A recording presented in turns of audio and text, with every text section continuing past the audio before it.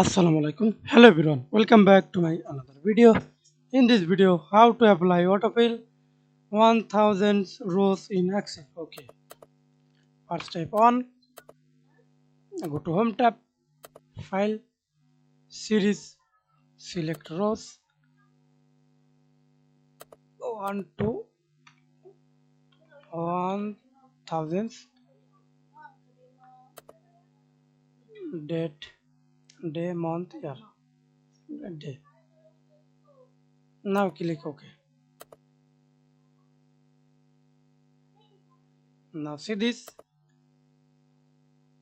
Automatically fill this 1000 rows. Thanks for watching video. Please subscribe to my channel, like, comment, share.